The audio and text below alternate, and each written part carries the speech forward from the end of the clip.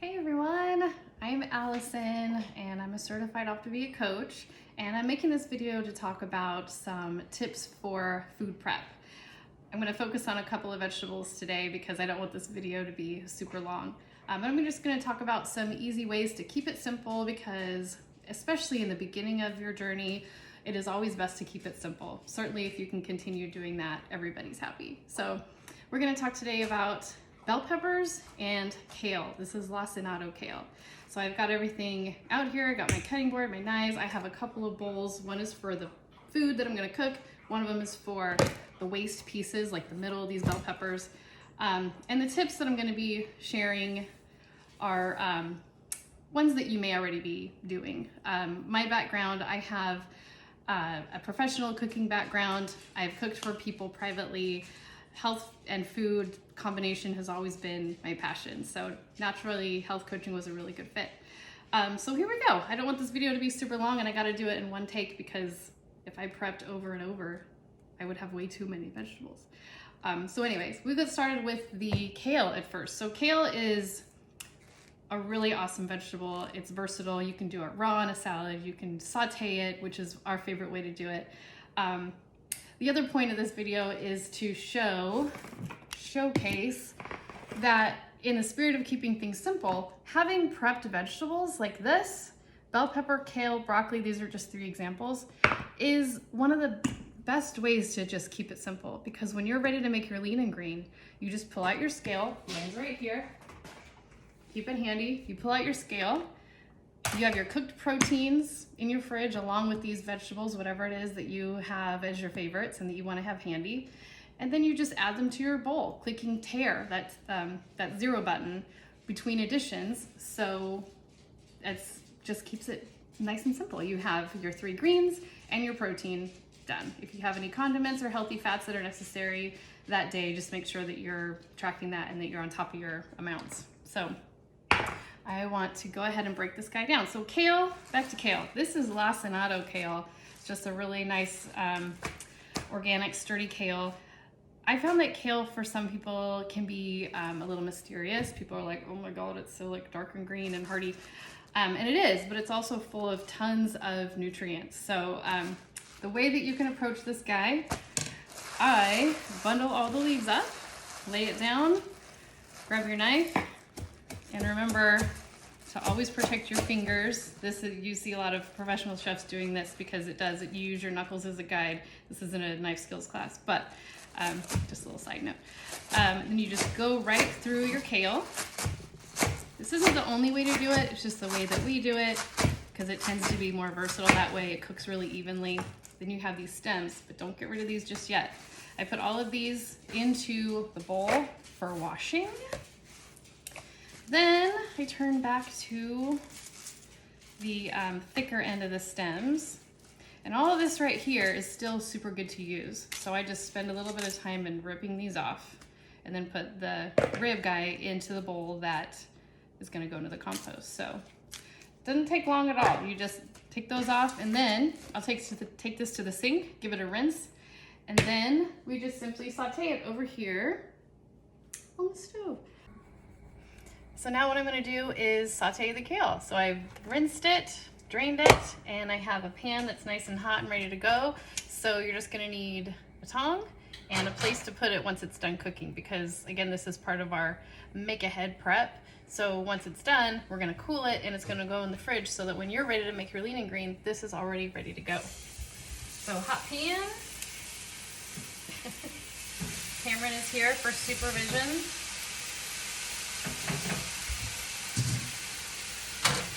Excuse me, buddy. So this is just gonna cook down. It was a dry pan. So if you have sauteed kale in a restaurant, they're gonna put a lot of oil in there. They're gonna put butter in there. They're gonna put a lot of things that are gonna up the sodium typically. So by doing it just dry with just the moisture that is on the kale from washing it, and you can splash a little bit of water in there to steam it as well, you're gonna be ensuring that you're getting only plant approved kale. It's clean and it cooks fast. So as you can see, the color is brightening up. And I just turn it, all the water that's in there is just helping to steam the kale. And I honestly don't even need to add any water to this. It was wet enough from washing it. So now that it's done, I'm gonna turn off my burner. And so on this pan I have like a cookie cooling rack, and I just pour it right onto there and spread it out. So the point of the cooking cooling rack is to just add some air circulation underneath.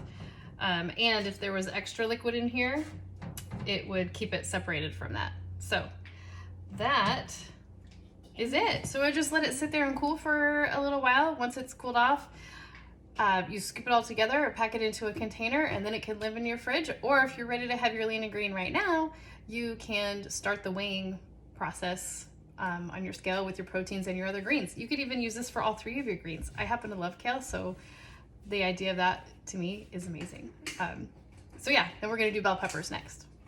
All right, for bell peppers. So this is what we end up with. And you can either pan saute these like I did the kale, or you can put your oven to 400 and put them out on a sheet pan like I'm gonna demonstrate for these purposes.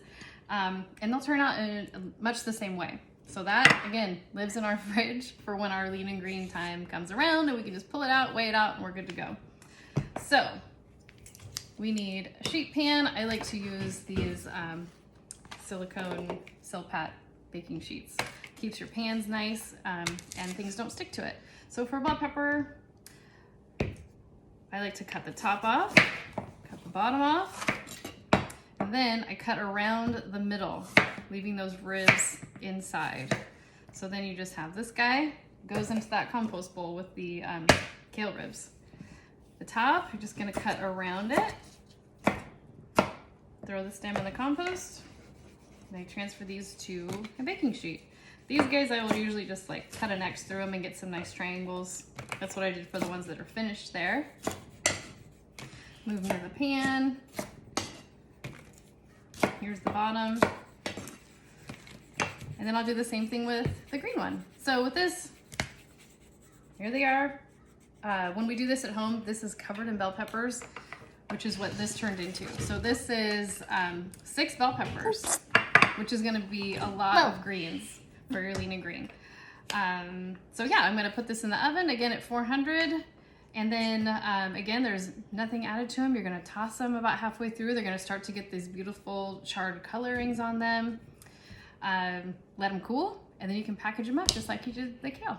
So now we're gonna do the chicken. So I have right here 1 pound, 16 ounces of boneless, skinless chicken breast. In Kitchenland, we call that BLSL, stands for boneless, skinless. And I have a spice mixture here. So what I'm gonna do is coat the chicken with this. So the point is, this is a really easy way to get a bunch of protein ready to stick in your fridge. Normally I would do more than 1 pound of chicken, but for just sake of speed and efficiency, we're just gonna do 1 pound.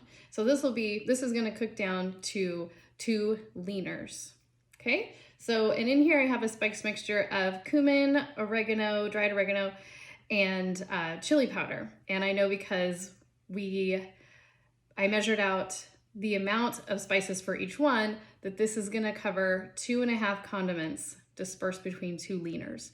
So you can really easily season your proteins in this way, and then you know that when it's dispersed over everything and you divide your 2 servings of protein in half, you know exactly how much of your condiment you're getting per serving. So I'm gonna take this out, and then I'm gonna use a clear bowl so you can see it mixing.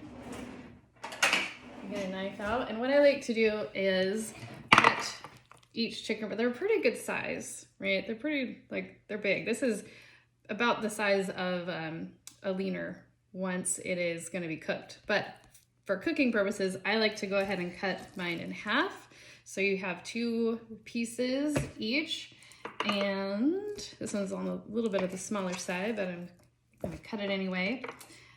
And get them into the bowl, and then add our seasoning. So here that is. I'm gonna put that in there, and then take my tongs, toss them around. I've already got my cast iron pan heating up. So we're just gonna give these a sear. And finish them either with the lid on or in the oven. You can go either way. Both are efficient and doable. Okay, so I've got our chicken all totally coated and it's ready for the pan. The other super tip that I have and love is my avocado oil in this squeeze bottle. So I squeezed very slowly into a teaspoon measure, and I know that for this guy specifically, a half a teaspoon of oil comes out with every spray. So you can control your healthy fats that way as well. All right, back over at the stove so we can cook our protein. I've got my cast iron pan heating up. It's nice and hot. I also have a little bit of water handy and my avocado oil. So I'm gonna give this 2 sprays. That's gonna coat the pan just a little bit to make sure that our spiced chicken is not gonna stick to it. So into the pan. We're gonna let these sit here and brown for a little bit. Give them a turn. Add the water, just a splash of water, and a lid. All right, they're all in there nice and snugly. All right, these guys are ready to turn. Take a look at them. See how nice and brown from the spices. I'm gonna give these guys a quick turn. Be right back. I'm gonna give them a quick little splash of water because that's gonna help them retain the moisture as they finish cooking.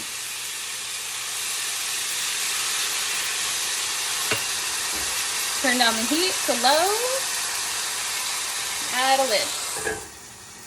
So adding the lid is kind of simulating what an oven would be doing. You could go ahead and put them in the oven if you don't want to do it this way. Oh, I love how it makes the house smell so good. So yeah, it's just gonna cook in there for really only about 10 minutes. I'm gonna check the internal temperature. When it's 165, they're done. They're gonna sit and cool. Okay, the chicken is out and resting. It's over on the counter.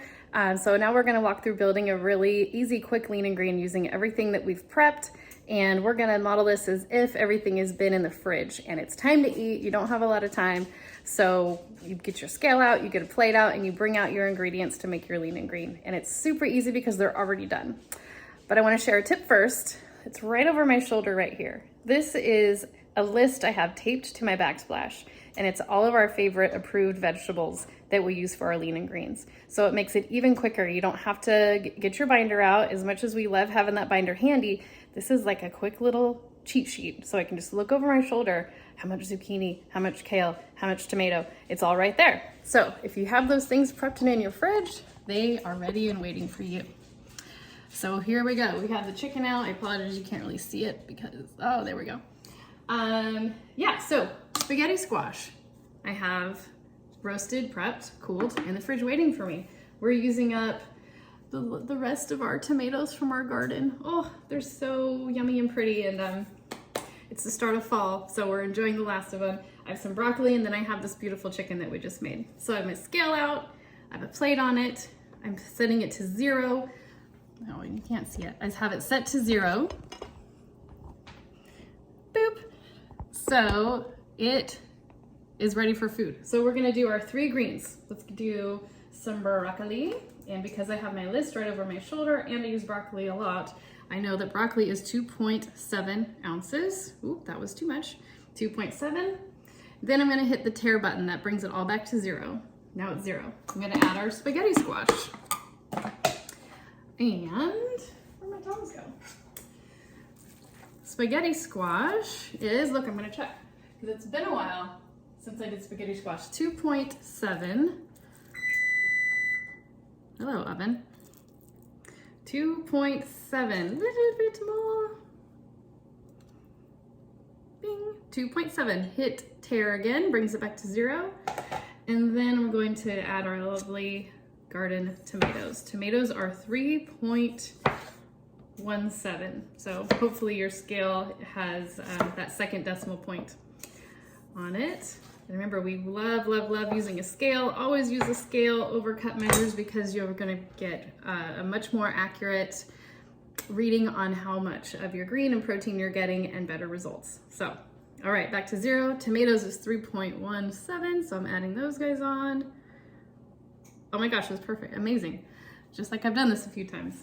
So there's our 3 greens. Now I'm gonna go to the chicken for our protein. Cooked chicken breast is 6 ounces for a leaner. So another good reason why I like to cut chicken in half, because those breasts are big, it makes it a little bit easier to find that 6-ounce portion. So I'm gonna just throw these on there and see what they are.